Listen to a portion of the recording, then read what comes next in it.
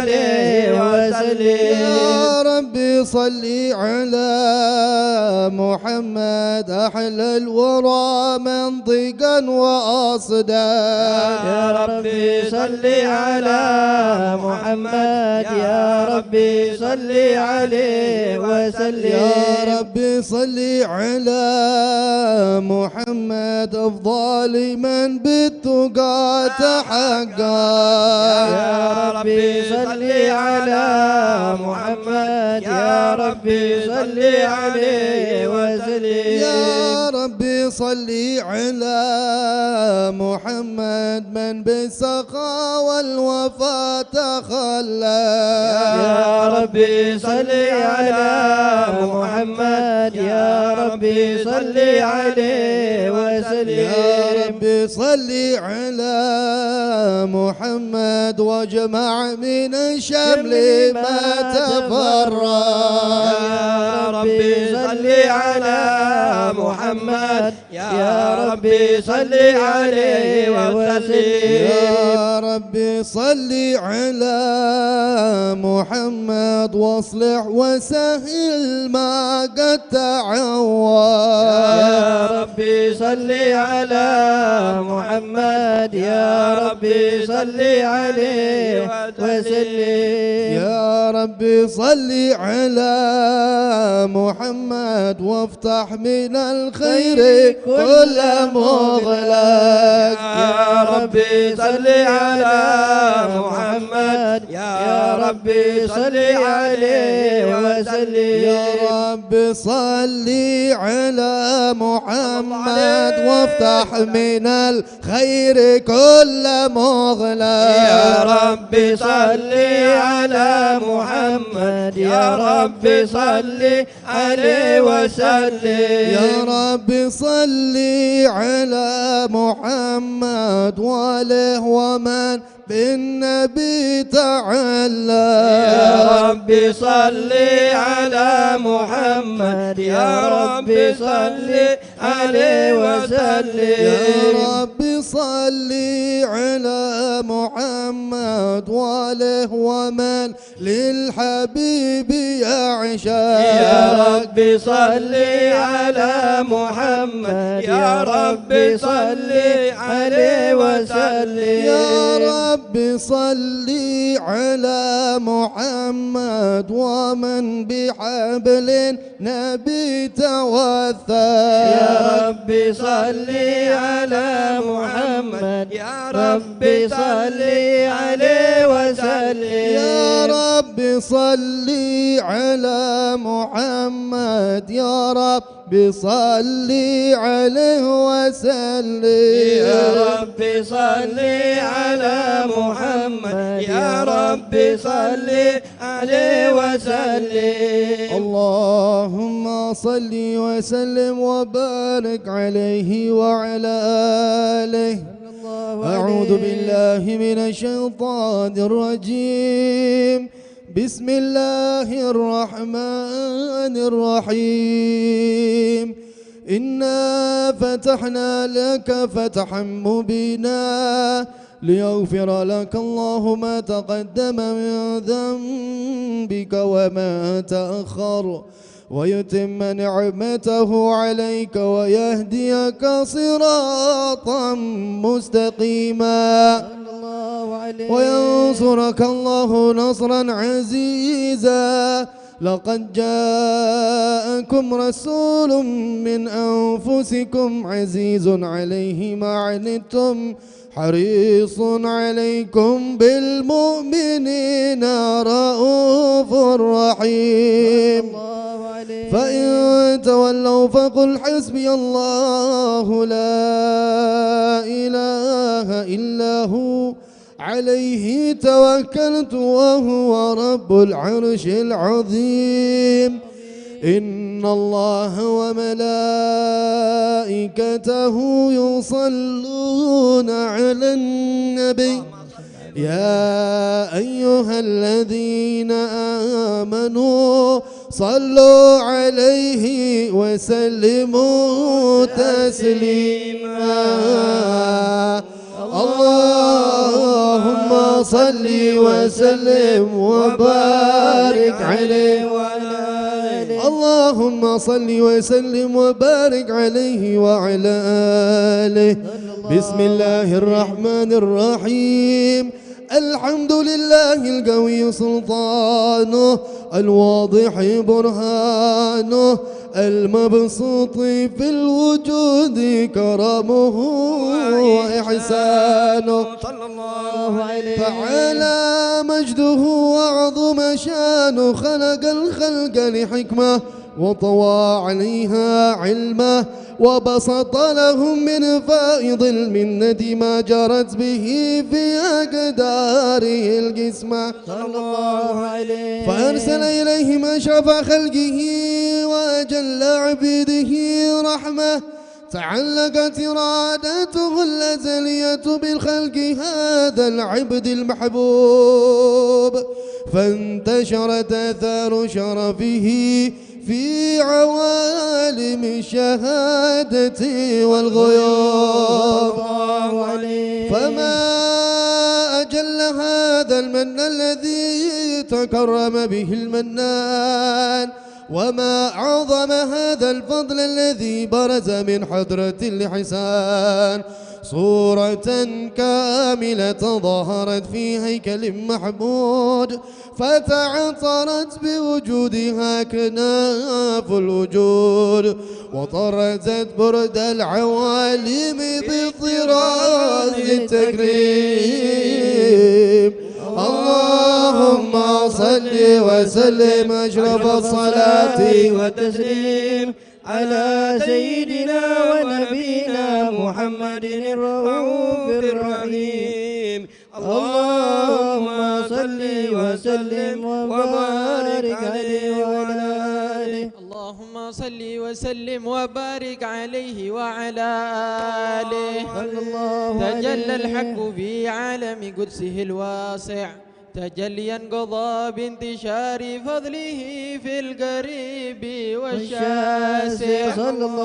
فله الحمد الذي لا تنحسر أفراده بتعداد، ولا يمل تكراره بكثرة ترداد، حيث أبرز من عالم الإمكان صورة هذا الإنسان، ليتشرف بوجوده الثقلان وتنتشر أسراره في الأكوان.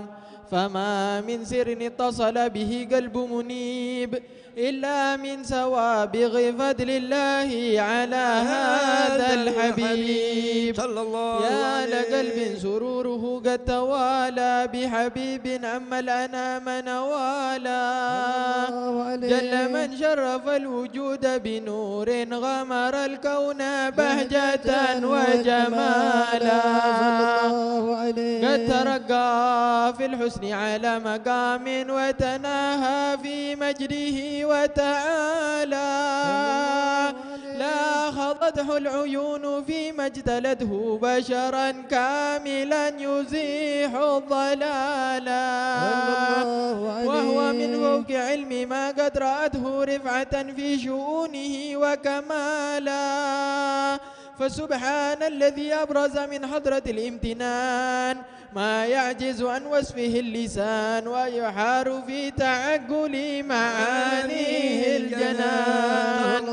انتشر منه في عالم البطون والظهور ما ملأ الوجود حلقي نور.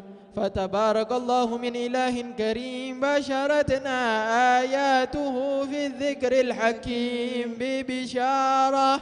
لقد جاءكم رسول من أنفسكم عزيز عليه ما عنتم حريص عليكم بالمؤمنين رؤوف رحيم. فمن فاجته هذه البشارة تلقاها بقلب سليم، فقد هدي إلى صراط مستقيم. اللهم صل وسلم أشرف الصلاة وتسليم على سيدنا ونبينا محمد الرؤوف الرحيم. اللهم صل وسلم وبارك عليه وعلى آله. اللهم صل وسلم وبارك عليه وعلى آله. عليه. وأشهد أن لا إله إلا الله وحده لا شريك له شهادة يعرب بها اللسان عما تضمنه الجنان من التصديق بها والإذعان. تثبت في الصدور من الإيمان قواعده وتلوه على أهل اليقين من سر ذلك الإذعان والتصديق شواهد. صلى الله عليه. وأشهد أن سيدنا محمدا العبد الصادق في قوله وفعله والمبلغ عن الله ما أمره بتبليغه لخلقه من فرضه ونفله. عبد أرسله الله للعالمين بشيرا ونذيرا فبلغ الرسالة وأدى الأمانة وهدى الله به من الأمة بشرا كثيرا فكان في ظلمة الجهل للمستبصرين سراجا وقمرا منيرا. صلى الله عليه. فما أعظمها من منة تكرم الله بها على البشر وما أوسعها من نعمة انتشر سرها في البحر والبر. صلى الله عليه. اللهم صل وسلم بأجل الصلوات وأجمعها وأزكى التحيات وأوسعها على هذا العبد الذي وفى بحق العبودية وبرز فيها في خلعة الكمال وقام بحق الربوبية في مواطن الخدمة لله وأقبل عليه غاية الإقبال. صلاة يتصل بها روح المصلي عليه به فينبسط في قلبي نور سر تعلقه به وحبه ويكتب بها بعناية الله في حزبه وعلى آله وصحبه الذين ارتقوا صهوة المجد بقربه وتفيأوا ظلال شرف الأصل بوده وحبه ما عطر الأكوان بنشر ذكراهم نسيم. اللهم صل وسلم أشرف الصلاة وتسليم على سيدنا ونبينا محمد الرؤوف الرحيم. اللهم صل وسلم وبارك عليه وعلى آله. اللهم صل وسلم وبارك عليه وعلى آله. أما بعد فلما تعلقت إرادة الله في العلم القديم بظهور أسرار التخصيص للبشر الكريم بالتقديم والتكريم نفذت القدرة الباهرة بالنعمة الواسعة والمنة الغامرة فانفلقت بيتة التصوير في العالم المطلق الكبير عن جمال مشهود بالعين.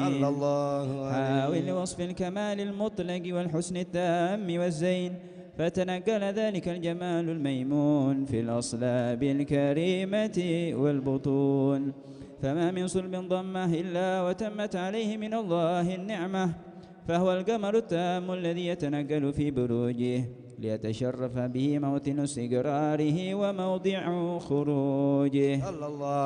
وقد قضت الأقدار الأزلية بما قضت وأظهرت من سر هذا النور ما أظهرت وخصصت به من خصصت فكان مستقره في الأصلاب الفاخرة والأرحام الشريفة الطاهرة حتى برز في عالم الشهادة بشرا لا كالبشر ونورا حير الأفكار ظهوره وبهر فتعلقت همة الراقم لهذه الحروف بأن يرقم في هذا القرطاس ما هو لديه من عجائب ذلك النور معروف وإن كانت الألسن لا تفي بعشر من شار أوصاف ذلك الموصوف تشويقا للسامعين من خواص المؤمنين وترويحا للمتعلقين بهذا النور المبين.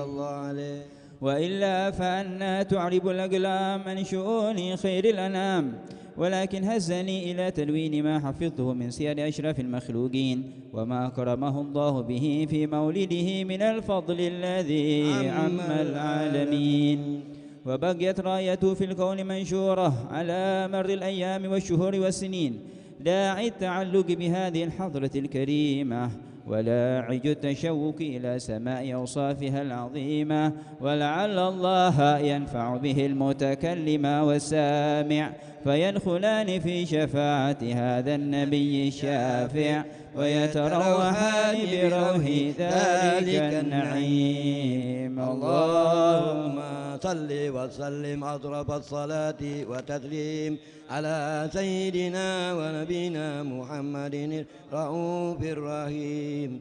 اللهم صل وسلم وبارك عليه وعلى الله الله يا الله الله الله يا الله، والصلاة على خير الورى مصطفى. الله الله يا الله الله الله يا الله، والصلاة على خير الورى مصطفى. اعرف الحق لأهل الحق واسلك معاهم في طريق التقى من حيث ساروا وراهم. الله الله يا الله الله الله يا الله، والصلاة على خير الورى مصطفاهم.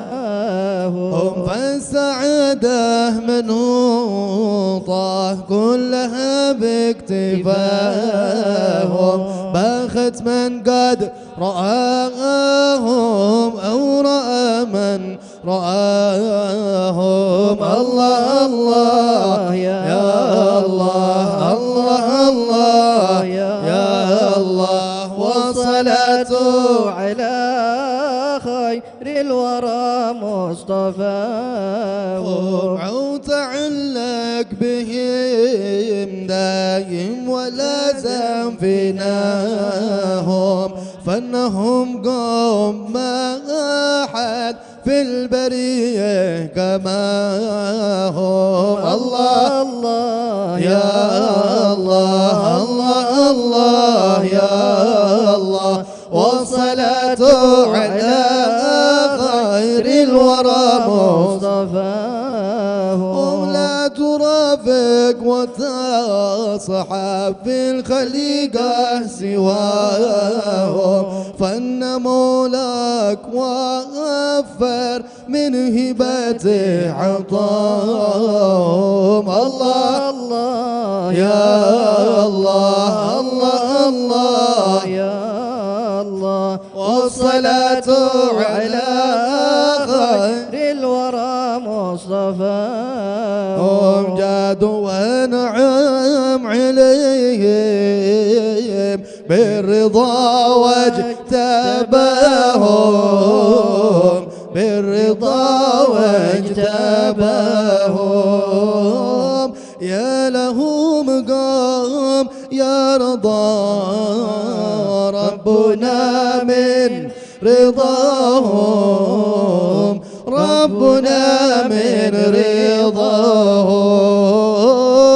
الله الله يا الله الله الله يا الله الله الله يا الله، والصلاة على خير الورى مصطفاهم، خير الورى مصطفاهم. فاسع فيما سعوا واشرب مع القوم معهم، واشرب مع القوم معهم. عل يحبوك ربك مثل ما قد حباهم، مثل ما قد حباهم. الله الله يا الله الله الله يا الله الله الله يا الله والصلاة على خير الورى مصطفاهم خير الورى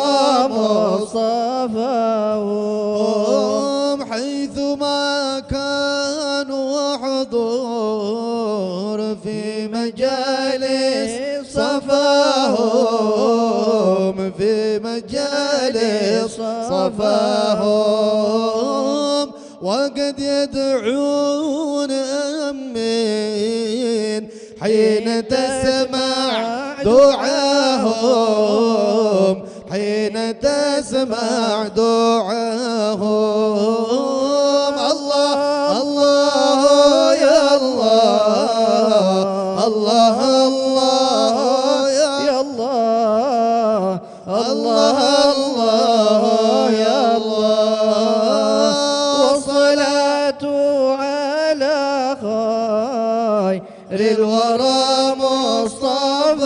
مصطفاهم خير الورى مصطفاهم والتمس من مددهم واستمد من نداهم فالنبي ما سعوا خير الورى مقتداهم الله الله يا الله الله الله يا الله والصلاة على خير الورى مصطفاهم ودعاهم إلى ربه وشيد بناهم باتباعه وحبه حقق الله رجاهم الله الله يا الله الله الله يا الله والصلاة على خير الورى مصطفاهم يا هناهم بحب المصطفى يا هناهم ربي بلغني أمالي بجاهه كما هم الله الله يا الله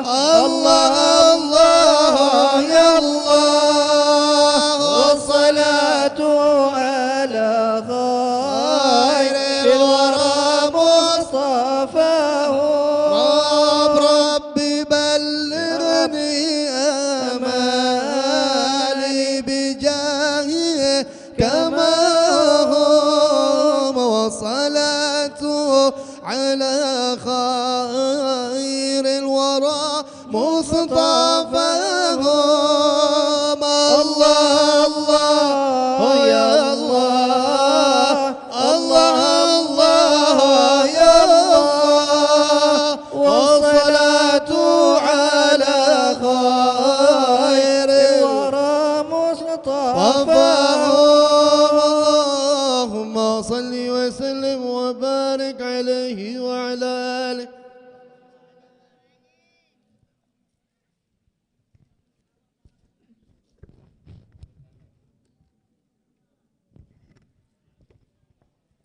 اللهم صل وسلم وبارك عليه وعلى آله صلى الله عليه. وقد آن للقلم أن يخط ما حركته فيه الأنامل مما استفاده الفحم من صفات هذا العبد المحبوب الكامل صلى الله عليه وشمائله التي هي أحسن الشمائل. وهنا حسن أن نثبت ما بلغ إلينا في شأن هذا الحبيب من أخبار وآثار ليتشرف بكتابته القلم والقرطاس وتتنزه في هدائكه الأسماع والأبصار. صلى الله عليه وقد بلغنا في الأحاديث المشهورة أن أول شيء خلقه الله والنور المودع في هذه السورة صلى الله عليه. فنور هذا الحبيب أول مخلوق برز في العالم، ومنه تفرع الوجود خلقا بعد خلق فيما حدث وما تقدم صلى الله عليه. وقد أخرج عبد الرزاق بسنده عن جابر بن عبد الله الأنصاري رضي الله عنهما قال: قلت يا رسول الله بأبي وأمي أخبرني عن أول شيء خلقه الله قبل الأشياء. قال: يا جابر إن الله خلق قبل الأشياء نور نبيك محمد صلى الله عليه وسلم من نوره. وقد ورد من حديث أبي هريرة رضي الله عنه أنه قال رسول الله صلى الله عليه وسلم: كنت أول النبيين في الخلق وآخرهم في البعث صلى الله عليه. وقد تعددت الروايات بأنه أول الخلق وجودا وأشرفهم مولودا. ولما كانت السعادة الأبدية لها ملاحظة خفية اختصت من شاءت من البرية بكمال الخصوصية صلى الله عليه. فاستودعت هذا النور المبين أسلاب أو بطون من شرفته من العالمين، فتنقل هذا النور من صلب آدم ونوح وإبراهيم صلى الله عليه. حتى أوصلته يد العلم القديم إلى من خصصته بتكريم أبيه الكريم عبد الله بن عبد المطلب ذي القدر العظيم، وأمه التي هي في المخاوف آمنة السيدة الكريمة آمنة. فتلقاه صلب عبد الله فألقاه إلى بطنها، فضمته أحشاؤها بمعونة الله محافظة على حق هذه الذرة وصولها صلى الله عليه. فحملته برعاية الله كما ورد عنها حملا خفيفا لا تجد له ثقلا ولا تشكو منه ألما ولا عللا، صلى الله حتى عليه. مر الشهر بعد الشهر من حمله وقرب وقت بروزه إلى عالم الشهادة لتنبسط على أهل هذا العالم فيوضات فضله وتنتشر فيه آثار مجده الصميم. اللهم صل وسلم أشرف الصلاة وتسليم على سيدنا ونبينا محمد الرؤوف الرحيم. اللهم صل وسلم وبارك عليه وعلى آله. اللهم صل وسلم أشرف الصلاة والتسليم على سيدنا ونبينا محمد الرؤوف الرحيم. اللهم صل وسلم وبارك عليه وعلى آله. ومنذ علقت به هذه الدرة المكنونة والجوهرة المسونة والكون كله يسبح ويمسي في سرور وابتهاج صلى الله عليه. بقرب ظهور إشراق هذا السراج والعيون متشوفة إلى بروزه متشوقة إلى التقاط جواهر كنوزه صلى الله عليه. وكل دابة لقريش نطقت بفصيح العبارة معلنة بكمال البشارة وما من حامل حملت في ذلك العام إلا أتت في حملها بغلام من بركات وسعادة هذا الإمام صلى الله عليه. ولم تزل الأرض والسماوات متضمخة بإثر الفرح بملاقاة أشرف البريات وبروزه من عالم الخفاء إلى عالم الظهور بعد تنقله في البطون والظهور. وأظهر الله في الوجود بهجة التكريم وبسط في العالم الكبير معدة التشريف والتعظيم ببروز هذا البشر الكريم. اللهم صل وسلم أشرف الصلاة والتسليم على سيدنا ونبينا محمد الرؤوف الرحيم. اللهم صل وسلم وبارك عليه وعلى آله.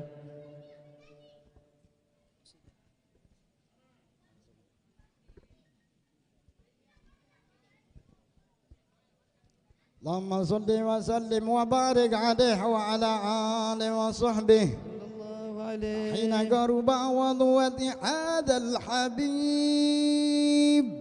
أعلنت السماوات والأرضون ومن فيهن بالترحيب، وأمطار الجود الإلهي على أهل الوجود تسيج، وألسنة الملائكة بالتبشير للعالمين تعيد. سبحان الله والحمد لله ولا إله إلا الله والله أكبر. سبحان الله والحمد لله ولا إله إلا الله والله أكبر. سبحان الله والحمد لله ولا إله إلا الله والله أكبر. والقدرة كشفت كناء هذا المصدور ليبرز نوره كاملا في عدم الظهور، نورا فاق كل النور صلى الله عليه. وأنفذ الحق حكمه على من أتم الله عليه النعمة من حواس الأمة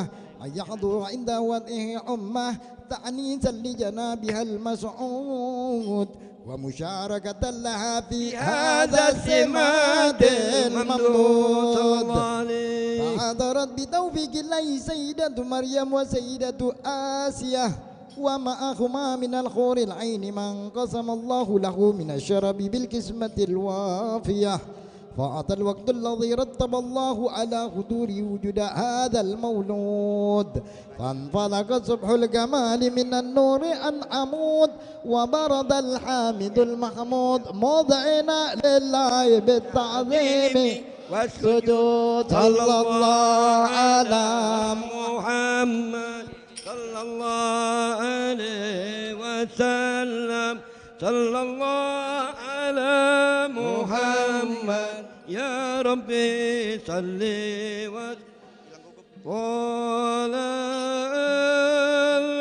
البدر علينا من ثنيات الوداع وجب الشكر علينا مدى لله جاء. طلع البدر علينا بثنيات الوداع وجب الشكر علينا مدى لله جاء. أقبل سعد علينا والحنا من كل جانب.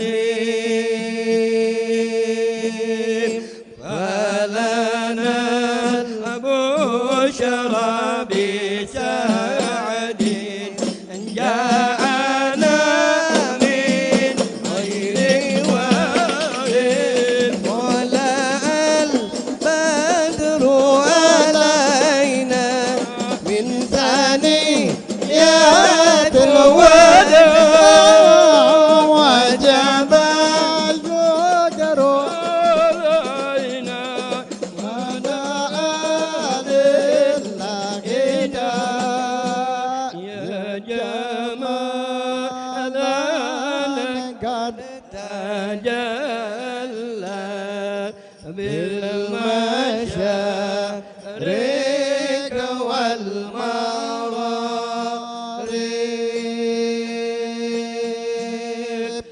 مرحبا أهلا وسهلا بك يا خير الحبائب طلع البدر علينا من ثنيات الوداع وجب شكر علينا ما دعا لله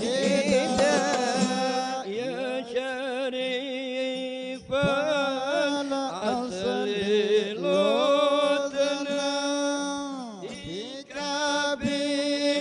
بكل النواحي أنت ملجأ كل عاسم أنت مأوى كل تائب أنت مأوى كل تائب طلع البدر علينا من ثنيات الوداع وجب شكر علينا ما دعا لله سلام عليك يا رسول سلام عليك يا حبيب سلام عليك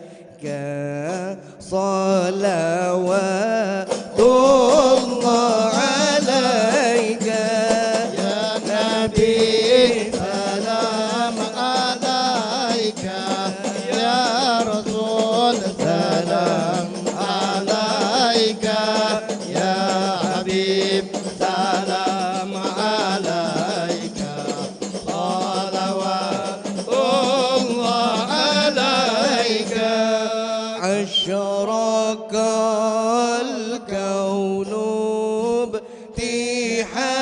ابتهاجا بوجود المصطفى محمد ولأهل الكون أنس وسرور قد تجدد يا نبي سلام عليك يا رسول سلام عليك يا حبيب سلام عليك صلوات الله عليك اضربوا يا حلال المثاني فحذر اليوم غران واستضيئوا بجمال فقف الحسن تفرد يا نبي سلام عليك يا رسول سلام عليك يا حبيب سلام عليك صلوات الله عليك ولنا البشرى بساعة مستمر ليس ينفد حيث أوتينا عطاء جمع الفقر المعافى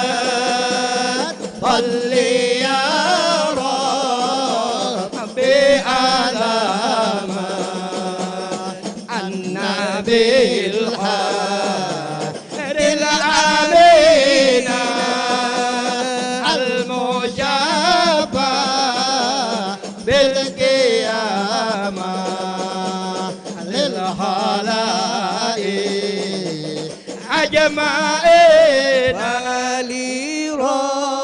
فلربي كل حمد جل أن يسوره العاد إذ حبانا بوجود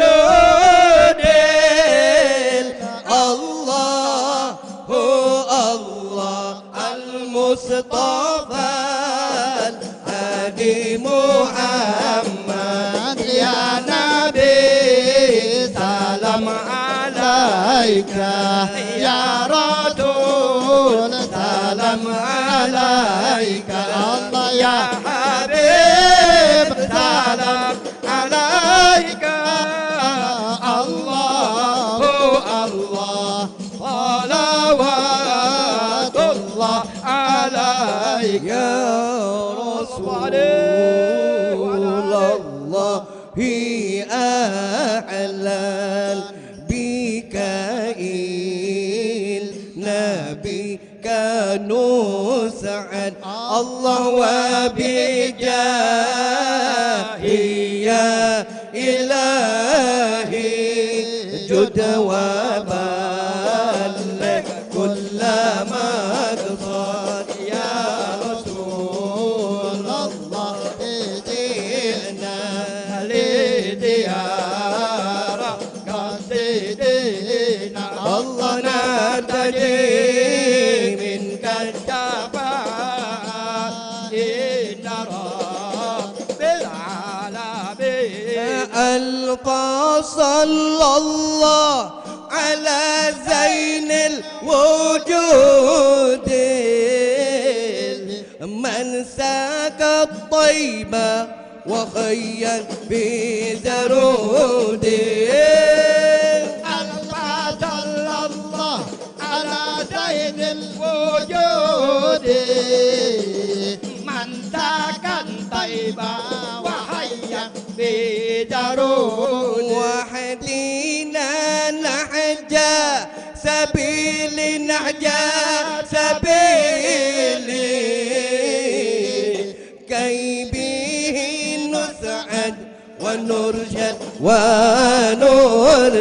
ونرشد صلى الله على زين الوجود من سكن طيبة وأيام بدرود الله الله الله الله لولا النبي ما سعينا الله الله الله الله بمكة والمدينة الله الله الله الله لولا النبي ما سعينا الله الله الله الله بمكة والمدينة الله الله الله الله ربي بلغنا بجاهه الله الله الله الله بجواري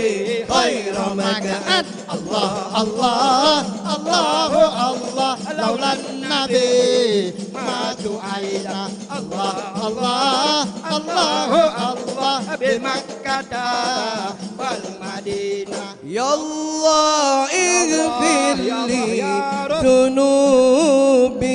ذنوبي واجعل الجنة هلالي يا الله يا الله اغفر لي ذنوبي واجعل الجنة هلالي يا الله وصلاة الله تغشى أشرف الرسل محمد يا الله يا الله اغفر لي ذنوبي واجعل الجنة هلالي يا الله صلى الله على محمد يا مولاي صلى الله عليه وسلم يا الله صلى الله على محمد يا مولاي صلى الله عليه وسلم يا وسلام مستمر يا مولاي كل حين يتجدد يا الله صلى الله على محمد يا مولاي يا رب صل عليه وسلم يا الله اللهم صل وسلم وبارك عليه وعلى آله.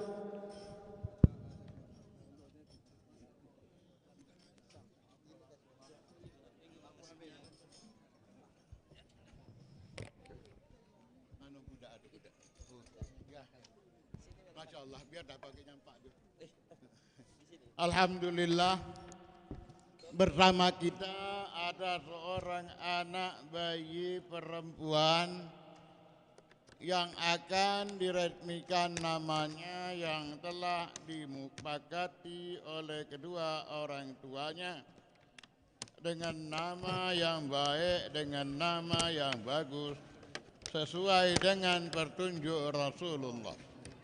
Qala Rasulullah sallallahu alaihi wasallam, innakum tud'auna yaumal qiyamah bi'asma'ikum wa asma'i abaikum fa ahsinu asma'akum.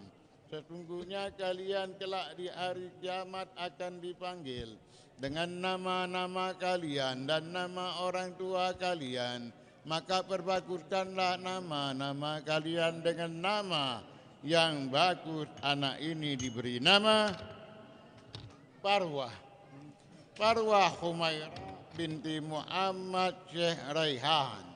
Semoga anak yang diberikan nama dengan Farwah Humairah akan menjadi anak yang soleha, taat kepada perintah Allah, taat kepada perintah Rasulullah, berbakti kepada kedua orang tuanya, bermanfaat, berguna untuk Islam, muslimin, nusa dan bangsanya, dijaga olehnya Al-Quran, dijaga olehnya As-Sunnah, dan menjadi qurratu ain li sayyidil kaunain wa asyrafis saqalain jaddil Hasan wal Husain ala hadhihi niyya wa ila abdin nabi Muhammadin Mustafa sallallahu alaihi wasallam. Al-Fatiha. الرحمن الرحيم مالك يوم الدين إياك نعبد وإياك نستعين اهدنا الصراط المستقيم صراط الذين أنعمت عليهم غير المغضوب عليهم ولا الضالين. بسم الله الرحمن الرحيم بسم الله والحمد لله ولا إله إلا الله واستغفر الله وصلى الله على رسول الله. ربنا هب لنا من أزواجنا وذرياتنا قرة أعين واجعلنا للمتقين إماما. اللهم بارك لنا في أولادنا ولا تضرهم ووفقهم لطاعتك وارزقنا برهم.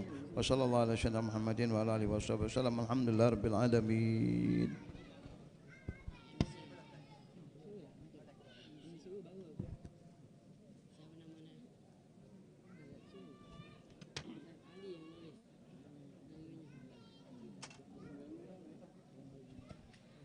اللهم صل وسلم على سيدنا محمد وعلى آل سيدنا محمد. لا زلت مسرور يا قلبي بذكر السلاف. لا زلت مسرور يا قلبي بذكر السلاف. أهلي ومن مثل أهلي في السلف والخلاف. سادات قلبي بهم دائم وهو في شغاف. إذا ذكرت صفات القوم دمعي ذراف أوصافهم تعجز الواصف إذا قد وصف كم عبد منهم له سر الخفي انكشاف هوى جميع الفضائل والهلا والظراف يهلي لكم قادر عند الله على الشرف ومن دخل فيه هماكم لا يهف لا يهف ومن تعلق بكم أدرك جميع التهاف مني عليكم سلام آلاف وما بارك راف وقفت بعته بكم وانتم غناما وغاف ولي إليكم نسب عرف من قد عرف جدي محمد وأنتم بعد جدي خلاف جدي محمد وأنتم بعد جدي خلاف جدي محمد وأنتم بعد جدي خلاف فيكم وراثات صحاصف يا خير صاف خطوا نظركم على من بذنوب اعترف لا تهملوني وشلوا من قداي النقاف مدوا إلى الله يهلي في هوائجي كاف فني لكم منتسب باللسل ما هو سلاف يا خير والد بأولادي وأهلي رعاف فضيف علينا فنك خير من قد أطاف لك بخر حالي وكم من عابد من خوك تراف صلاتك شاك يا هائز هصال الشراف ولك وصحبك ومن بحبي فيك تصاف عسى معكم ولا نخلف كما من خلاف لا ذلت مسرور والحمد لله رب العالمين. اللهم صل وسلم وبارك عليه وعلى آله. ولقد اتصف صلى الله عليه وسلم من محاسن الأخلاق بما تضيق عن كتابته بطون الأوراق. كان صلى الله عليه وسلم أحسن الناس خلقا وخلقا وأولهم إلى مكارم الأخلاق سبقا وأوسعهم بالمؤمنين حلما ورفقا برا رؤوفا لا يقول ولا يفعل إلا معروفا له الخلق السهل واللفظ المحتوي على المعنى الجزل إذا دعاه المسكين وأجابه إجابة معجلة وهو الأب الشفيق الرحيم لليتيم والأرملة وله مع سهولة أخلاقه الحيبة القوية التي ترتعد منها فرائس الأقوياء من البرية، ومن نشر طيبه تعترت الطرق والمنازل، وبعرف ذكره تطيبت المجالس والمحافل. فهو صلى الله عليه وسلم جامع الصفات الكمالية والمنفرد في خلقه وخلوقه بأشرف خصوصية، فما من خلق في البرية محمود إلا وهو متلقا عن زين الوجود. أجملت في وصف الحبيب وشعنه، وله العلا في مجده ومكانه، أوصاف عز قد تعالى مجدها أخذت على نجم السحاب عنانه. وقد انبسط القلم في تدوين ما أفاده العلم من وقائق مولد النبي الكريم، وحكاية ما أكرم الله به هذا العبد المقرب من التكريم والتعزيم والخلق العظيم. فحسن مني أن نمسك عينة الأقلام في هذا المقام وأقرأ السلام على سيد الأنام. السلام عليك أيها النبي ورحمة الله وبركاته. السلام عليك أيها النبي ورحمة الله وبركاته. السلام عليك أيها النبي ورحمة الله وبركاته. وبذلك يحسن الختم كما يحسن التقديم، فعليه أفضل الصلاة والتسليم. الله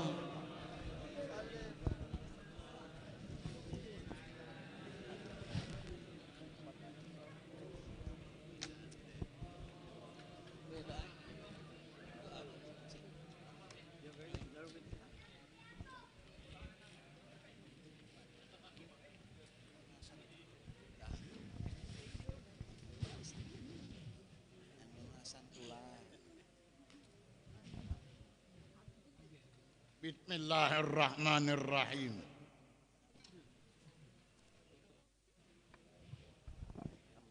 Alhamdulillahi Rabbil Alamin. Allahumma salli wa sallim ala Sayyidina Muhammadin fil awwalin. Allahumma salli wa sallim ala Sayyidina Muhammadin fil akhirin. Allahumma salli wa sallim ala Sayyidina Muhammadin fi kulli waqtin wa hin. Allahumma salli wa sallim ala Sayyidina Muhammadin fil mala'il a'la ila yaumiddin. Allahumma salli wa sallim ala Sayyidina Muhammadin wa ala alihi wa sahbihi ajma'in. ولما نظم الفكر من دراري الأوصاف المحمدية عقودا توجهت إلى الله متوسلا بسيدي وحبيبي محمد صلى الله عليه وسلم أن يجعل سعي فيه مشكورا فعلي فيه محمودا، وأن يكتب عملي بالأعمال المقبولة وتوجهي في التوجهات الخالصة والزراعات الموصولة. اللهم يا من إليه تتوجه الآمال فتعود ظافرة، وعلى باب عزة تحط الرحال فتغشاها منه الفيوضات الغامرة.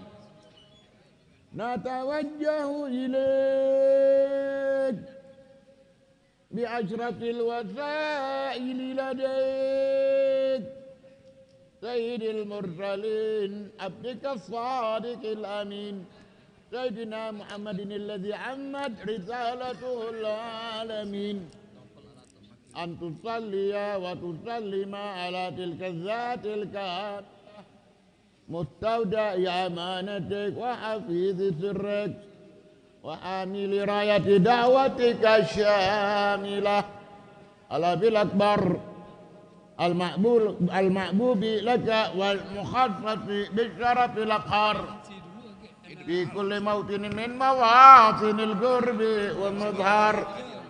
يأتي من دادك في عبادك وساقي كؤوس إرشادك لأهل ودادك سيد الكونين وأشرف الثقلين على عبد المحبوب الخالد المحسوس منك بأجل الخصائص.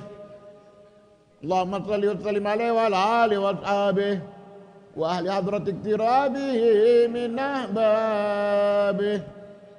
اللهم إنا نقدم إليك جاه هذا النبي الكريم ونتوسل إليك بشرف مقامه العظيم أن تلاحظنا في حركاتنا وسكناتنا بعين عنايتك، وأن تحفظنا في جميع أطوارنا وتقلباتنا بجميل رعايتك وحصين وقايتك، وأن تبلغنا من شرف القرب إليك وإلى هذا الحبيب غاية آمالنا، وتتقبل منا ما تحركنا به من نياتنا وأعمالنا، وتجعلنا بحضرة هذا الحبيب من الحاضرين وفي طرائق اتباعه من السالكين، ولحقك وحقه من المؤدين، ولعهدك من الحافظين. اللهم إن لنا أدماء في رحمتك الخاصة فلا تحرمنا، وذنونا جميلة هي وسيلتنا إليك ولا تخيبنا. آمنا بك وبرسولك وما جاء به من الدين، وتوجهنا به إليك مستشفعين أن تقابل المذنب منا بالغفران والمسيء بالإحسان والسائل بما سأل والمؤمل بما أمل، وأن تجعلنا ممن نصر هذا الحبيب وآثره ووالاه وظاهره، وأم ببركته وشرف وجهته أولادنا ووالدينا وأهل قدرنا ووالدينا وجميع المسلمين والمسلمات والمؤمنين والمؤمنات في جميع الجهات، وأدم راية الدين القويم في جميع الأقطار منشورة، ومعالم الإسلام والإيمان بأهلها مامورة معنى وزورة. اكشف اللهم كربة المكروبين، واكشف اللهم كربة المكروبين، واقضي دين المدينين، واقضي دين المدينين،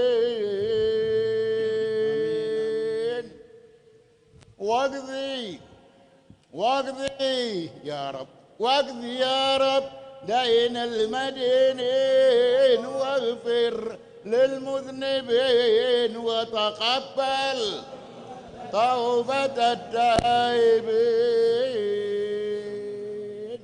وانشر رحمتك على عبادك المؤمنين أجمعين، واكفي شر المعتدين والظالمين، وابسط العدل بولاة الحق، وابسط العدل بولاة الحق، وابسط العدل بولاة الحق في جميع النواحي والأقطار، وأيدنا وأيدهم بتأييد من عندك ونصر على المعاندين من المنافقين والكفار، واجعلنا يا رب بالحسن العظيم من جميع البلايا، واجعلنا يا رب بالحسن العظيم من جميع البلايا، واجعلنا يا رب بالحسن العظيم من جميع البلايا، وبالحرز المكين من الذنوب والخطايا، وأدمنا بالعمل بطاعتك والصدق في حكمتك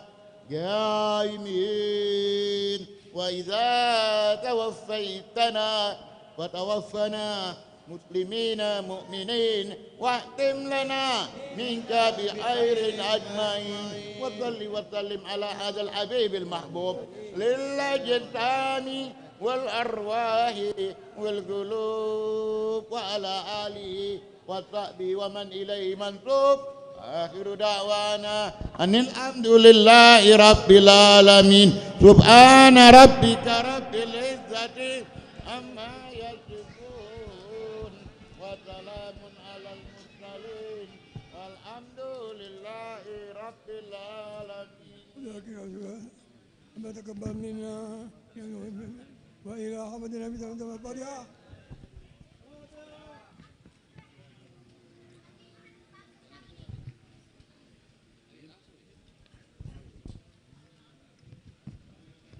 ربنا تقبل منا إنك أنت يا أرحم الراحمين وصلى الله وسلم الحمد لله رب العالمين.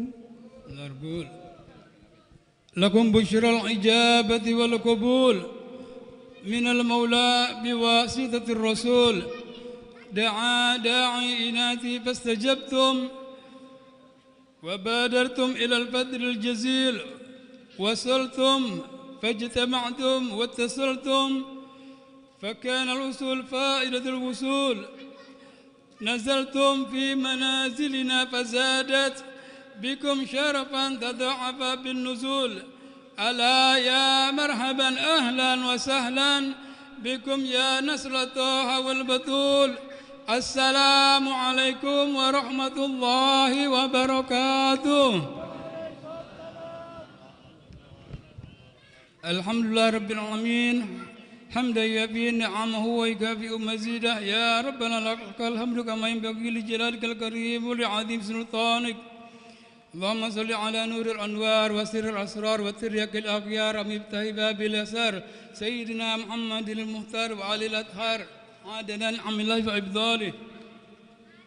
Alhamdulillah, puji syukur kehadiran Allah Subhanahu wa taala atas segala nikmatnya sehingga tahun ini kita bisa kembali dipertemukan dalam acara Haul Al-Imam Al-Arif Billah Al-Habib Ahmad Syihabuddin Akbar dan Al-Habib Ahmad bin Syekh bin Syahab. Dan alhamdulillah juga telah hadir bersama kita pada malam hari ini Sayyidul Walid yang terhormat Sayyidul Walid Al-Habib Ali bin Abdullah Al bin Hamid wal Habib Abuya Ustaz Umar Abdul Aziz bin Abdul Rahman bin Syahab dan juga Ustaz Muhsin bin Abdullah Al-Habsyi dan para asatizah yang lainnya dan para syibaduna dan ma'asyiral hadirin semuanya yang tidak bisa saya sebutkan satu persatu tapi tidak mengurangi rasa hormat al-fakir pada antum semuanya.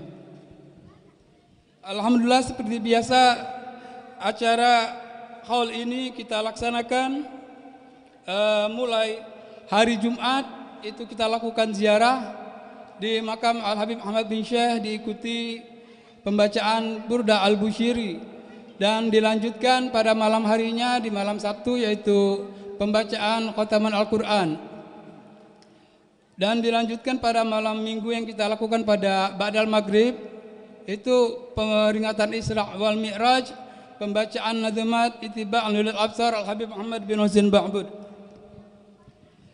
Mewakili segenap panitia pelaksana pada acara hari ini kami ucapkan jazakumullahu khairul jaza atas kehadiran antum semuanya pada malam hari ini dan juga mengucapkan terima kasih kepada segenap pihak yang telah berpartisipasi atas terlaksananya acara pada malam hari ini. Semoga menambah keberkahan pada pihak-pihak yang telah membantu kelancaran acara pada malam hari ini baik dari segi keuangan, baik dari segi tenaga, pikiran sehingga acara ini bisa terlaksana.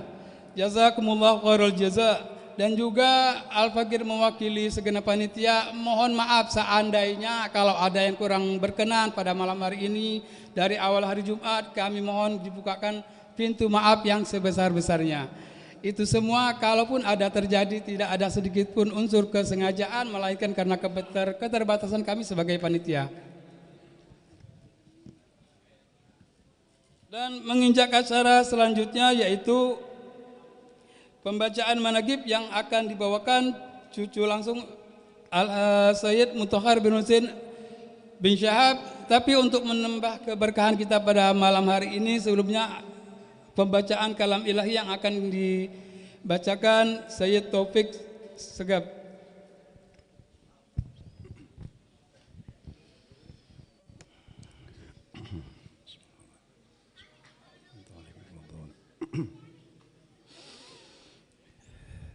أعوذ بالله من الشيطان الرجيم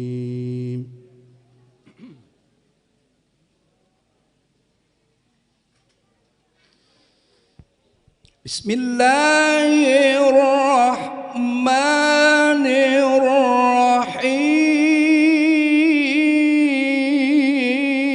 الرحيم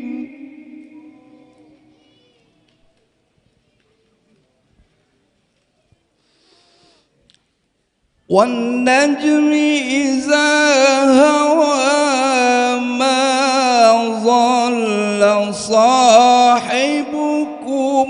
وما غوى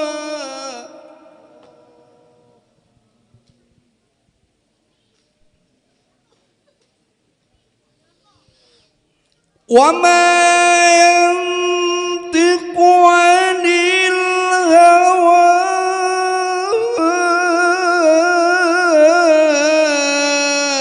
إن هو إلا وحي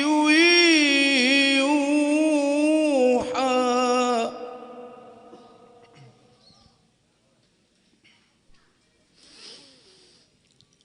علمه شديد القوى ذو مرة فاستوى وهو بالأفق الأعلى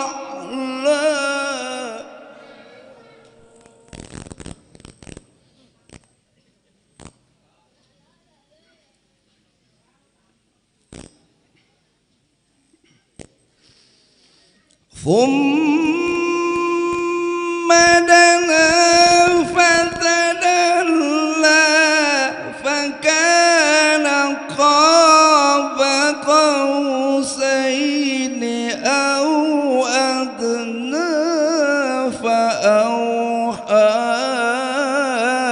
إلى عبده ما أوحى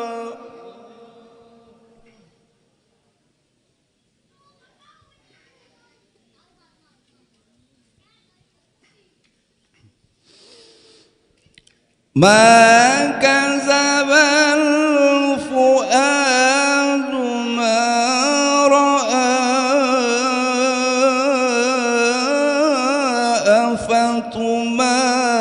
أفتمارونه على ما يرى ولقد رآه نزلة أخرى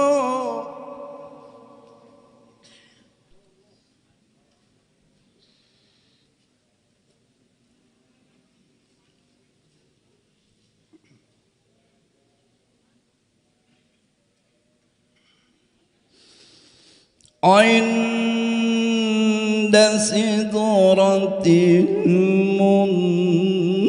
المنتهى عندها جنة المأوى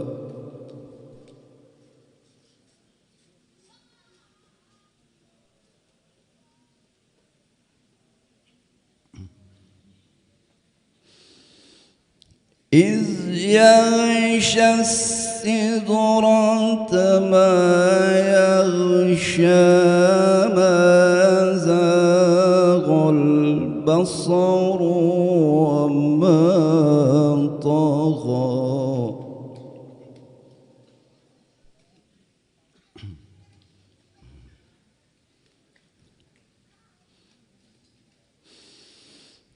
لقد رأى من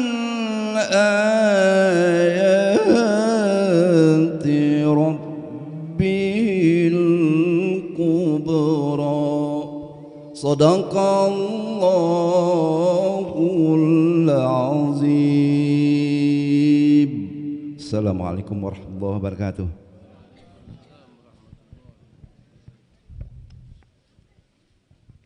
Assalamualaikum warahmatullahi wabarakatuh. Izinkan saya untuk membaca manaqib Al-Imam Ahmad Syihabuddin Akbar dan Habib Ahmad bin Syekh bin Sahab.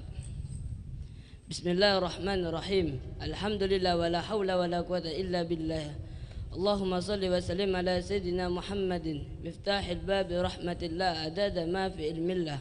Salatan wa salaman daiman bidawami mulki wa ala alihi wa sahbihi wa man wala. Nama dan nasab beliau. Beliau adalah seorang ulama al-amilin di zamannya, Imam Mujtahid al-arif billah, dan merupakan salah seorang guru di antara guru-guru yang besar Islam. Beliau adalah ulama pilihan, bahkan menjadi intisari di antara para ulama pemiliki kasyaf mata batin yang begitu tajam. Seorang pemimpin yang mengagung dan imam para pembimbing di zamannya yang melebihi ulama yang sebanyak dan semasa dengannya. Beliau menguasai semua bidang ilmu. Siapapun yang mendatangkan akan mendapatkan apapun yang diinginkan. Lisan, ilmu, pengetahuan yang menjadi pusat perhatian bagi para pendengarnya.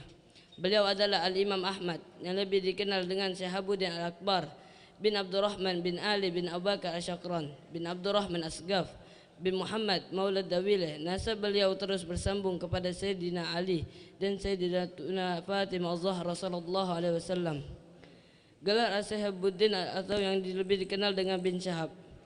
Gelar bin Syihab mulai digunakan pada semasa cucu beliau bernama Ahmad Syihabuddin Al-Asghar bin Abdurrahman bin Ahmad Syihabuddin Al-Akbar Abdurrahman bin Ali bin Abu Bakar Asyakran, yang mana digelar juga biasanya digunakan bagi setiap orang bernama Ahmad. Kelahiran dan pertumbuhan beliau. Beliau dilahirkan pada tahun 887 Hijriah di kota Tarim, sebuah kota provinsi Hadramut, bagian selatan negeri Yaman, negeri yang tersohor dengan banyaknya para wali Allah dan kaum salihin di negeri tersebut. Sejak kecil beliau sudah menghafal Al-Quran, dan di usia tersebut pun beliau sudah menyembunyikan diri untuk menuntut ilmu-ilmu mulia, mengapai semua keutamaan. Dengan senantiasa menjadi thariqah para leluhurnya, beliau juga hidup semasa dengan seorang imam termuka di zamannya, yaitu kakeknya sendiri yang bernama Sayyidina Al-Imam Ali bin Abu Bakar Asyakran. Guru dan murid beliau, Al-Imam Ahmad Syihabuddin, mempelajari ilmu tasyawuf dari ayahandanya sendiri, serta mendapatkan tabris thariqah as-su'arrifah darinya, dan diberikan juga kepadanya at-takim asy-syarif. Adapun ilmu fikih, beliau belajar dari gurunya yang bernama Qadi Ahmad Syarif, dan ilmu hadis dari muhaddis Muhammad bin Ali Hirid, pengarang kitab Al-Ghurar, juga Al-Faqih Muhammad bin Abdullah Al-Fadal. Selain itu beliau juga menimba ilmu dari para ulama lainnya yang tersebar di beberapa kota di Hadramut dan kota-kota yang di sebelah utara Yaman utara. Juga termasuk para ulama dari Mekah dan Madinah, di antara Al-Ustadz Abil Hasan bin Al-Bakrin dan Syekh Ibnu Hajar Al-Maliki. Setelah cukup lama memberikan diri dengan berbagi bidang ilmu, beliau membimbing para murid berdatanglah kepada generasi demi generasi untuk menambah ilmu, baik ilmu syari atau setelah hakikat. Hasilnya banyak dari murid-murid beliau yang kemudian dari menjadi ulama muhakkikin pada zamannya, antara Syekh As-Sayyid Syekh bin Abdullah bin Syekh bin Abdullah Al-Idrus, Qadi Muhammad bin Husin bin Syekh Ali, dan kakek dari ayahnya pengarang Masya Ar-Rawi Al-Imam Abu Bakar bin Abdullah Asyi Syekh Yahya Al-Khatib, dan termasuk guru beliau sendiri di dalam ilmu hadis Muhaddis Muhammad bin Ali Hirid, yang sebagai kita ketahui bahwasanya di antara mereka satu sama lain saling berguru dan menambah ilmu dari yang lainnya.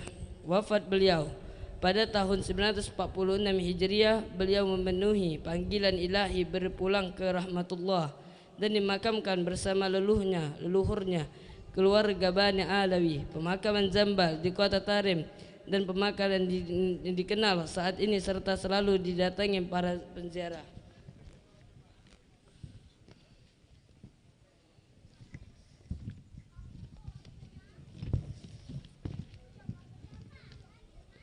Begitu kisah singkat perjalanan hidup Al-Imam Ahmad Syihabuddin dan belajar dan mengajar serta memberikan manfaat kepada semua sesama muslim. Manaqib Al-Habib Ahmad bin Syekh bin Sahab. Nasab beliau Al-Habib Ahmad bin Syekh bin Ahmad bin Ali An-Nasabah bin Syekh bin Muhammad bin Ali bin Muhammad bin Ahmad Syihabuddin Asghar bin Abdurrahman Al-Qadi bin Ahmad Syihabuddin Al-Akbar bin Abdurrahman Ainul Mukashifin bin Syekh bin Ali bin Abu Bakar Syakram bin Abdurrahman Asgaf bin Muhammad Maulad Dawilah bin Ali Maulad Darek bin Alwi Al-Guyar bin Faqih Al-Muqaddam Muhammad bin Ali bin Muhammad Sahib Mirbat bin Ali Khalid Qasam bin Alwi bin Muhammad bin Alwi bin Ubaidillah bin Ahmad Al-Muhajir bin Isa Ar-Rumi bin Muhammad Nagib bin Ali Al-Uraidi bin Ja'far As-Sadiq bin Muhammad Al-Bagir bin Ali Zainal Abidin bin Husain bin Ali bin Abi Talib wa Ummul Husain Fatimah Az-Zahra binti Rasulullah sallallahu alaihi wasallam. Kelahiran beliau Al-Habib Ahmad bin Syekh bin Sahab dilahirkan di kota Palembang sekitar tahun 1220 Hijriah.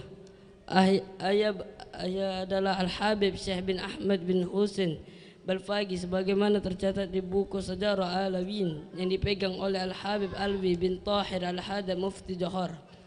Pendidikan beliau Al-Habib Ahmad bin Syekh dididik oleh ayah beliau di lingkungan keluarga yang religius. Setelah beliau berjarjak dewasa maka beliau berangkat ke kota Tarim untuk menuntut ilmu dan berziarah di sana. Beliau banyak bertemu ulama yang hidup pada masa tersebut. Di antara para adalah Al-Habib Abdullah bin Husain bin Tahir, Al-Habib Idrus bin Umar Al-Habsi, Al-Habib Abdurrahman bin Muhammad Al-Masyhur dan lain-lain. Kemudian beliau pulang ke kota Palembang dengan membawa sejarah nasab yang disusun oleh kakek beliau Al-Habib Ali An-Nasabah. Beliau berusaha meneruskan apa yang telah ditinggalkan oleh kakek beliau tersebut dalam rangka menjaga dan melihara kelestarian nasab Alawiyin. Pernikahan beliau menikah di Palembang. Adapun istri-istri beliau yang tercatat adalah Fatimah binti Abu Bakar Al-Hirid, Aluya binti Agil bin Ahmad Marzak, Zuhra binti Husain. Dari pernikahan beliau diakurni ani putra putri yaitu Umar, Syekh Alwi, Muhammad, Sagaf, Abdurrahman, Syihabuddin, Abdullah, Husain, Zain, Ali, Salim, Harun, Muhammad, Awal Husain, Sani, Aluya, Fadlun, Maryam, Syifa, Nur, Zahra, Zainah, Soleha, Rugayyah, Ne'mah. Keluarga dan kedermawaan beliau Al-Habib Ahmad bin Syekh dikenal sebagai seorang yang alim, abid, wali min awliyaillah. Beliau juga memiliki kepedulian sosial yang amat tinggi bagi masyarakat di sekitar beliau. Di antara beliau lakukan adalah beliau senantiasa bersedekah dan membagi-bagikan harta beliau kepada orang-orang di sekitar beliau. Beliau juga banyak mewakafkan harta dan tanah beliau di jalan Allah. Salah satunya dalam bentuk pembangunan masjid dan musholla. Beliau juga merupakan penyadangan dana dalam perluasan bangunan Masjid Agung Sultan Mahmud Baruruddin Palembang, yang mana bangunan yang beliau sumbangkan lebih luas dari bangunan asli Masjid Agung itu sendiri. Hal tersebut sampai sekarang masih tertulis dan tersimpan di dalam manuskrip sejarah perjalanan Masjid Agung Palembang. Beliau juga bersama Habib Abdurrahman bin Muhammad Al-Munawwar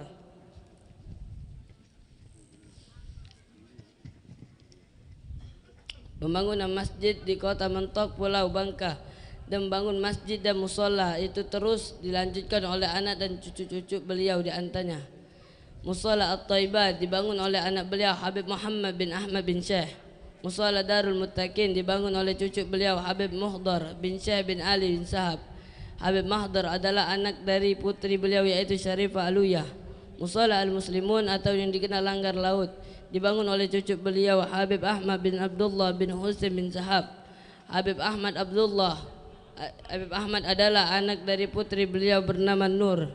Beliau memiliki pandangan dan pemikiran jauh ke depan. Beliau memikirkan anak cucu dan masyarakat di sekitar yang akan hidup sudah beliau. Salah satunya Yang beliau lakukan adalah dengan membangunkan komplek perkuburan yang terletak di daerah tanah tinggi yang beliau peruntukkan bagi beliau yang keturunan beliau juga orang-orang yang mencintai beliau. Untuk membangun komplek perkuburan tersebut, Habib Ahmad bin Syekh mendatangkan beberapa tenaga ahli dan Hadramut mendesain komplek perkuburan menyerupai perkuburan Zambal di kota Tarim, Hadramut. Diakui oleh para habaib yang pernah berkunjung ke kota Palembang bahwasanya perkuburan Guba Duku ini merupakan perkuburan yang sangat mirip desain dan tata tertibnya seperti perkuburan Zambal. Untuk memudahkan transportasi material pembangunan komplek perkuburan tersebut, Habib Ahmad bin Syekh membuat kanal atau sungai kecil sehingga material dapat diangkut melalui jalur laut. Kanal atau sungai tersebut setelah rampungnya membangunnya digunakan sebagai salah satu alternatif membawa jenazah sampai ke komplek.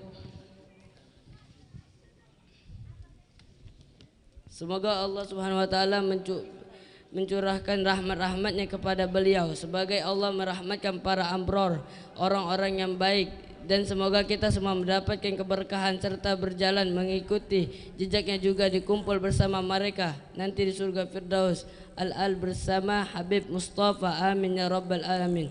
Rabbi fanfa'na bi barakatihim wa ahdihna husna bi hurmatihim wa amitna bi tariqatihim wa mu'abatin minal fitain walhamdulillahi rabbil alamin.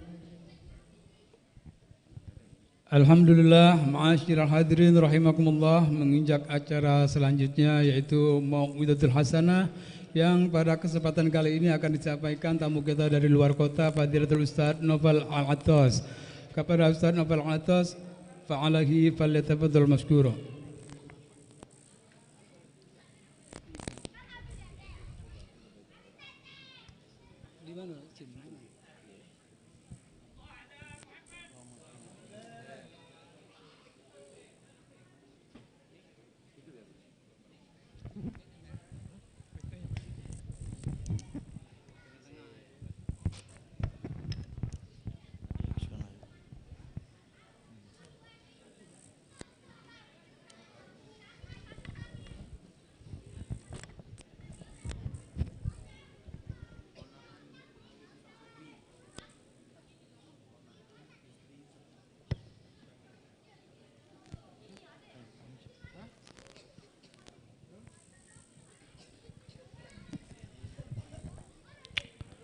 Bismillahirrahmanirrahim. Assalamualaikum warahmatullahi wabarakatuh. Alhamdulillah. Alhamdulillahi rabbil alamin. Wassalatu wassalamu ala ashrafil anbiya'i wa mursalin Sayyidina wa habibina wa syafi'ina wa qurrati a'yunina wa nuri qulubina Muhammad habibi rabbil alamin wa ala alihi wa sahbihi ajma'in. Allahumma salli wa sallim ala sayyidina Muhammad tibbil qulub wa dawaiha wa afiyatil abdani wa shifaiha wa nuril absari wa diyaiha wa qutil arwah wa gidaiha wa la'ali wa sahbi wa sallim. Allahumma ja'al sarirati khairan minal niyyati waj'al alaniyati salihah, amma ba'du. Al-Mukarram wal-Mukhtaram yang sama-sama kita muliakan dan kita hormati selalu, para habaib, para ustadz, para kiai, para ulama, terkhusus kepada Al-Ustadz Al-Habib Umar Abdul Aziz bin Abdurrahman bin Syahab, dan juga kepada Al-Habib Ali bin Abdullah Al-bin Hamid, dan juga kepada Al-Habib Muhsin bin Abdullah Al-Habsi, dan segenap para habaib, para ustadz yang ada di tengah-tengah kita yang mungkin Al-Fakir tidak bisa sebutkan namanya satu persatu, tapi insya Allah tanpa mengurangi rasa hormat kami kepada beliau-beliau semuanya, kita doakan semoga beliau-beliau semuanya diberikan panjang umur oleh Allah dalam keadaan sehat walafiat, dan semoga segala hajat dunia dan akhiratnya dikabulkan oleh Allah Subhanahu wa taala. Amin. Amin ya rabbal alamin.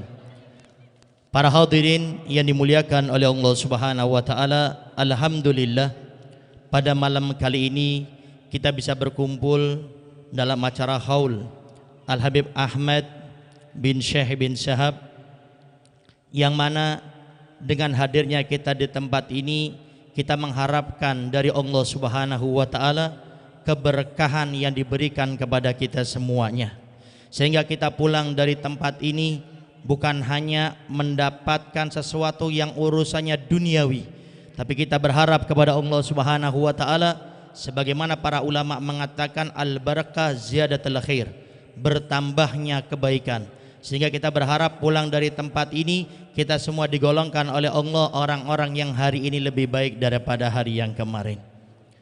Kemudian acara haul adalah salah satu sunnah yang sangat dianjurkan oleh Nabi Muhammad SAW. Sebagaimana kita punya Nabi, setiap tahunnya beliau berziarah ke kuburan syuhada Uhud.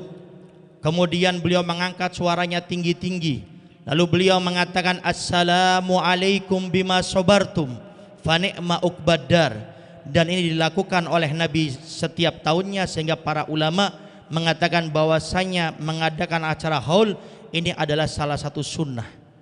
Dan sunnah ini pun jangan sampai kita hanya mengadakan acara haul kepada para aulia kaum solihin, tapi jangan lupa kita yang punya orang tua yang sudah meninggal dunia. Berapa banyak kita bisa berjalan bahkan menghadiri, bersabar berjam-jam, tapi di antara kita masih ada yang terkadang lupa dengan orang tuanya, tidak mengadakan acara haulnya, atau tidak menziarahi kuburannya, atau tidak mendoakan daripada orang tuanya. Sampai sebagian para ulama mengatakan, kalau engkau ingin melihat anak yang durhaka, jangan engkau lihat di saat orang tuanya masih hidup, tapi tunggu di saat orang tuanya sudah meninggal dunia, masihkah dia ingat dengan orang tuanya atau tidak? Masihkah dia sambung dengan orang tuanya dengan mendoakannya? Karena orang yang sudah meninggal dunia, mereka membutuhkan daripada pahala-pahala, doa-doa daripada orang yang masih hidup, khususnya kita sebagai anak-anaknya. Maka jangan sampai di antara kita mengecewakan orang tua kita di masa hidupnya, kita menyakitinya dengan lidah kita, ucapan kita, perbuatan sikap kita. Tapi sekarang beliau sudah meninggal dunia, buktikan berbakti kita dengan selalu mendoakannya, meniatkan kebaikan kita untuknya, dan menyambung kebiasaan baik dalam hidupnya. Dan inilah yang harus selalu kita hadirkan. Jangan sampai kita bisa berziarah, untuk ziarah ke Wali Songo, untuk berziarah ke makam aulia, ziarah ke makam para ulama, bukan suatu yang jelek, itu suatu yang baik, tapi jangan sampai melupakan kedua orang tua kita. Apa kita akan lupa dengan kisah Imam Uwais Al-Qarani, bagaimana beliau bisa menjadi orang yang sangat dicintai oleh Nabi Muhammad SAW, sampai Imam Uwais Al-Qarani belum pernah berjumpa dengan Nabi, dan Nabi tidak pernah berjumpa dengan Imam Uwais Al-Qarani. Tapi apa yang dilakukan Nabi sebelum Nabi meninggal dunia? Nabi berwasiat kepada sahabat Umar, kepada sahabat Ali, wahai Umar, wahai Ali, cari nanti setelah meninggalku orang yang namanya Uwais Al-Qarani, dan sampaikan salamku kepadanya, dan engkau berdua meminta doa kepadanya. Bagaimana Imam Uwais Al-Qarani mendapatkan kemuliaan tersebut? Apakah dengan dzikirnya, dengan Qur'annya, dengan sodakohnya? Ternyata dengan berbaktinya kepada kedua orang tuanya. Beliau ingin untuk ke Madinah berjumpa dengan Nabi Muhammad SAW. Izin kepada ibundanya, wahai ibunda, saya ingin ke Madinah berjumpa dengan Nabi. Ibunya mengatakan, tidak apa wahai Uwais, tapi kalau engkau pergi ke Madinah, siapa yang menjaga aku? Siapa yang merawat aku? Siapa yang menyiapkan makanku, minumku, kebutuhanku semuanya? Akhirnya digugurkan untuk berjumpa dengan Nabi Muhammad SAW. Sekarang ada orang-orang sampai membela-bela hadir majelis taklim, bukan tidak baik, tapi tidak tepatnya. Hadir ke majelis taklim, hadir acara orang tuanya di rumah sakit ditinggalkan. Orang tuanya, bapaknya, ibunya sakit ditinggalkan. Dia lupa dengan kisah daripada Imam Uwais Al-Qarani. Maka semoga dengan kita hadir dalam acara hal ini, kita bisa mengingat bagaimana kemuliaan itu tidak lepas seseorang dari orang tuanya. Habib Ali Habsyi, Syekh Abdul Qadir Al-Jailani, banyak para ulama dari para habaib juga menjadi orang-orang yang mulia. Ternyata wasilahnya dari orang tuanya. Maka kita hadir acara haul mengambil berkah dari orang-orang soleh, dan itu sunnah dan sangat luar biasa. Tapi pulang dari tempat ini, tingkatkan berbakti kita kepada orang tua. Yang orang tuanya sudah meninggal dunia, doakan, ziarahi kuburannya. Karena Al-Fakir, saya pernah beberapa kali mendapati ada kuburan-kuburan yang sudah tidak kelihatan batu nisannya, bahkan batu nisannya sudah hampir hilang, dan ternyata itu semua karena anak-anaknya tidak perhatian dengan orang tuanya. Para hadirin yang dimuliakan oleh Allah Subhanahu wa taala, dan acara haul ini juga memiliki hikmah kandungan, yaitu agar kita mengingat kebaikan daripada orang-orang yang sudah meninggal dunia. Dan kita mendengar dari tadi manaqib daripada diantaranya Habib Ahmad bin Syekh bin Syahab, jangan hanya kita mendengarkannya saja. Al-Fakir, saya punya guru Dr. Ustadz Habib Segaf bin Abuya Bebasan Baharun, beliau sering mengatakan kepada kita, di saat kita berada di Dalwa, beliau selalu mengatakan, kalau engkau mendengarkan suatu kebaikan, maka niatlah untuk melakukannya, maka Allah akan bantu dengan caranya Allah, bukan dengan caramu. Tapi di saat engkau mendengarkan suatu kejelekan, niatlah untuk meninggalkannya. Walaupun engkau saat itu termasuk orang yang melakukan kejelekan tersebut, engkau niat untuk menjauhinya, Allah akan bantu dengan caranya Allah. Maka hadirkan niat-niat kita untuk mengikuti kebaikan-kebaikan daripada Al-Habib Ahmad bin Syekh bin Syahab yang hari ini kita hadir pada malam hari ini memperingati haulnya. Apalagi kita dengar tadi di antara kebaikan-kebaikan beliau adalah beliau termasuk orang-orang yang memiliki kedermawanan yang luar biasa. Bahkan Masjid Agung Palembang yang saat ini kita lihat, beliau memiliki andil yang luar biasa, mewakafkan tanahnya, bahkan dikatakan lebih lebar daripada Masjid Agung tersebut. Bagaimana beliau melakukan seperti ini? Karena beliau sangat mengingat harta yang akan menjadi miliknya adalah harta yang disodakohkan. Harta yang hari ini kita cari siang sampai malam hari, itu kata Nabi tidak akan menjadi milik kita. Harta yang akan jadi milik kita adalah harta yang kita sodakohkan, harta yang kita titipkan di masjid, di musola, di majelis taklim, di pesantren. Kita titipkan kepada mereka orang-orang yang membutuhkan.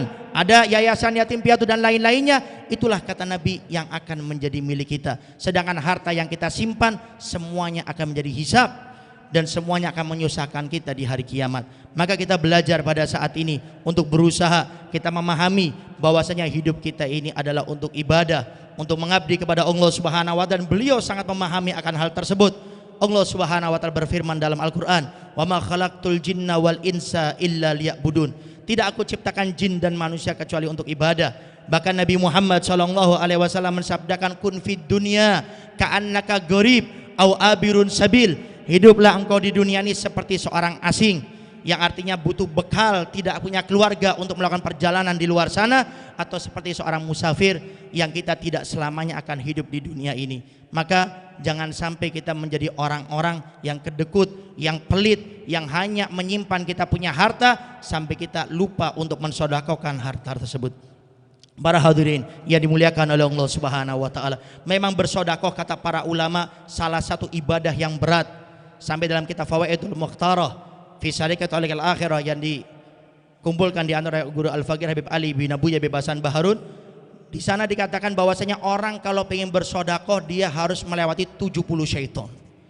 Orang kalau ingin bersedekah dia harus melewati 70 syaitan. Di kitab tersebut dijelaskan, ada seorang ulama menceritakan tentang hal tersebut.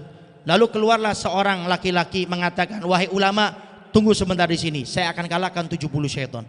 Ini kisah bagaimana beratnya orang bersedekah. Kemudian dia pulang ke rumah, kemudian dia masuk ke lacinya, diambil uangnya. Di saat akan keluar dari rumahnya, tiba-tiba istrinya bertanya, bang mau kemana? Saya mau ke depan ke majelisnya ulama. Itu yang di tangan apa bang? Uang. Buat apa itu uangnya bang? Uangnya saya akan pakai untuk sedekah. Sudah nggak usah sedekah bang, simpan saja. Simpanan kita masih banyak. Sudah bang, jangan sampai gara-gara sedekah kita ribut punya rumah tangga ini. Akhirnya suami tersebut kalah. Diletakkan uangnya, kemudian datang lagi ke majelisnya ulama tersebut. Lalu ulama tersebut mengatakan, bagaimana? Kamu bisa mengalahkan 70 syaitan? Lalu laki-laki ini mengatakan, demi Allah wahai ulama, saya bisa mengalahkan 70 syaitan, hanya saja ibunya syaitan ada di rumah saya, katanya.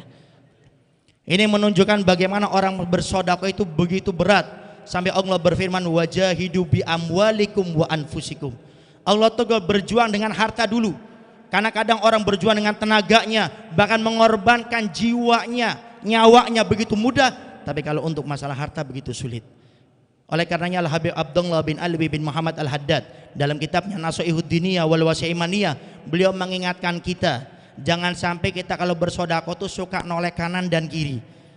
Kita noleh ke kanan, teman menyumbang merah-merah 100.000, noleh ke kiri biru-biru 50.000, kita buka abu-abu 2.000 perak ini. Sehingga kadang-kadang kalau sudah gini kita nervous sendiri, akhirnya dimasukkan. Imam Haddad mengingatkan dalam kitab Nasihat Diniyah, beliau katakan 2 dirham yang dikeluarkan oleh seorang di akhirat pahalanya bisa mengalahkan orang yang bersedekah dengan 1.000 dinar. 2 dirham di akhirat, kata beliau, bisa mengalahkan daripada pahalanya orang yang menyumbang 1.000 dinar. Ini 2 dengan 1.000 sudah beda jauh. Mata uangnya dirham, perak dengan dinar juga sudah beda jauh. Beliau jelaskan kenapa orang menyumbang dengan 2 dirham pahalanya lebih besar daripada orang yang menyumbang dengan 1.000 dinar. Beliau jelaskan orang yang menyumbang 2 dirham, dia memiliki harta hanya 4 dirham saja. Hakikatnya dia menyumbangkan separuh daripada hartanya. Tapi orang yang menyumbang dengan 1.000 dinar, kelihatannya besar, kelihatannya mewah, luar biasa, ternyata dia memiliki harta 10.000 dinar. Jadi hakikatnya dia hanya menyumbang 10% daripada hartanya, tapi orang yang menyumbang 2 dirham, dia menyumbang 50% dari hartanya. Maka di sini di akhirat, orang yang menyumbang dengan 2 dirham pahalanya jauh lebih besar daripada orang yang menyumbang dengan 1.000 dinar. Oleh karenanya kalau kita pengen bersedekah, tidak usah lihat kanan kiri dan keluarkan dengan apa yang kita mampu, dan semoga itu semua akan menjadi amal jariah bagi kita semuanya. Para hadirin yang dimuliakan oleh Allah Subhanahu wa taala, itu saja yang bisa Al-Fakir sampaikan. Semoga dengan adanya acara hall ini kita pulang dari tempat ini mendapatkan keberkahan daripada Sahibul Hall, dan semoga kita yang datang ke tempat ini pulang dari acara ini dosa kita semuanya diampuni oleh Allah Subhanahu wa taala, dan semoga semua amal ibadah kita diterima oleh Allah Subhanahu wa taala, derajat kita semuanya diangkat oleh Allah Subhanahu wa taala. Kita yang saat ini jauh dari majelis taklim, jauh dari masjid, pulang dari tempat ini, semoga kita menjadi orang-orang istiqomah untuk belajar ilmu agama dan sholat berjamaah. Dan apapun yang kita niatkan, apapun yang kita hajatkan pulang dari tempat ini, semoga hajat dunia akhirat kita semuanya dikabulkan oleh Allah Subhanahu wa taala. Terkhusus semoga setelah panjang umur dalam keadaan sehat wal afiyah, Allah cabut nyawa kita dalam keadaan husnul khatimah, husnul khatimah, husnul khatimah. Rabbana atina fid dunya hasanah fil akhirati hasanah wa qina adzabannar. Wa sallallahu ala sayyidina Muhammadin wa alihi wasallam. Alhamdulillahirabbil alamin. Kurang lebihnya Al-Fakir minta maaf. Wassalamualaikum warahmatullahi wabarakatuh.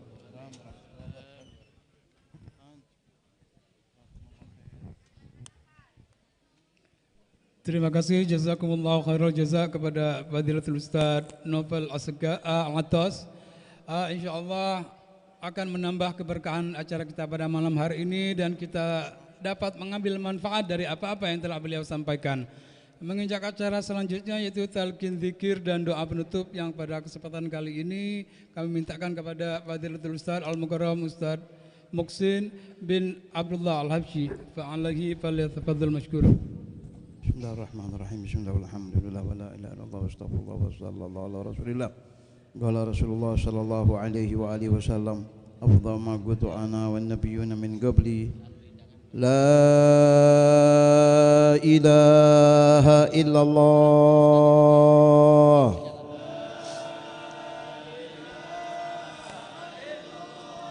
La ilaha illallah.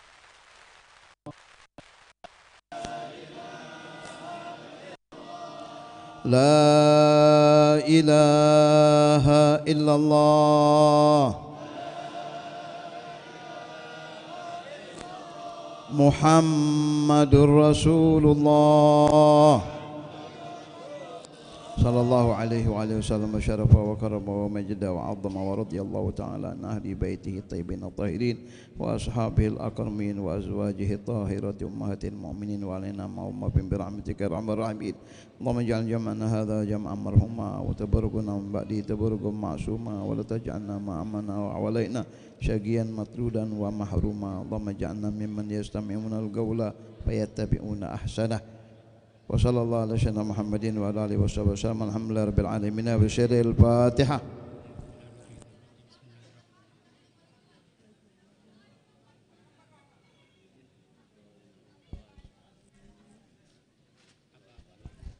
آمين آمين يا مجيب السائلين بأكمل المرسلين الحمد لله رب العالمين. Alhamdulillah, dengan berakhirnya dengan dibacakannya doa penutup tadi, maka berakhir pula acara kita pada malam hari ini. Dan sekali lagi kami segenap panitia mengucapkan terima kasih kepada semua donatur yang telah menyumbangkan uangnya, yang telah menyumbangkan tenaganya, pikirannya demi kelancaran acara pada malam hari ini. Mudah-mudahan akan menambah keberkahan harta dan hidupnya. Dan kepada panitia kami mintakan satu hidangan 4 orang segera dikeluarkan. Kepada masyarakat hadirin buat satu halago 4 orang.